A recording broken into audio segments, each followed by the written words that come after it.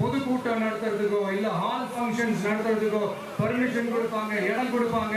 ஆனா நமக்கு மட்டும் இடம் கொடுக்க மாட்டாங்க, கொடுக்கவும் விட மாட்டாங்க. இது என்னங்க நியாயம்? நான் போய் மக்களை சந்திக்கிறதுக்கோ இல்ல மக்கள் வந்து என்ன சந்திக்கிறதுக்கோ ஒரு உரிய இடமோ இல்ல உரிய பாதுகாப்போ மற்ற கட்சிகளுக்கு எல்லாம் கொடுப்பாங்க. ஆனா எனக்கு கொடுக்க மாட்டாங்க, கொடுக்கவும் விட மாட்டாங்க. இது என்னங்க நியாயம்?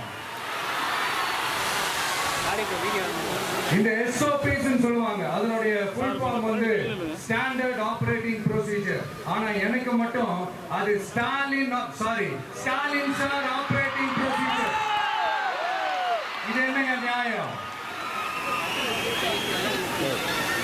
இந்த விஜய் உண்மையானது உங்க எல்லாருக்குமே தெரியும். நமக்கு எதிராக சதி செய்யறது யாரு, நமக்கு எதிராக சூழ்ச்சி செய்யறது யாரு, நமக்கு எதிராக பழி போடுறது யாரு, யாரெல்லாம் ஒன்னா சேர்ந்து இதெல்லாம் செய்யறாங்கன்றது உங்க எல்லாருக்குமே நல்லா தெரியும்.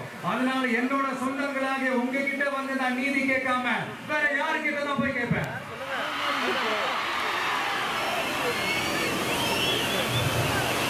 செல்ஃபே எடுக்காத ஒரு கூட்டணி கணக்கு,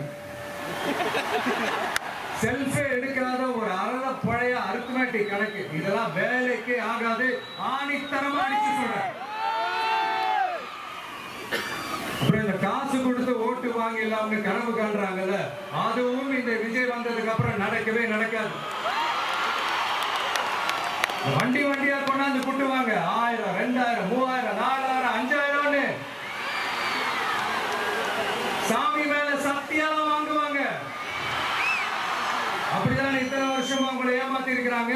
வாங்கிக்கங்க, சந்தோஷமா வாங்கிக்கங்க. எல்லாம் உங்க பணம் தான். வாங்கிக்கிட்டு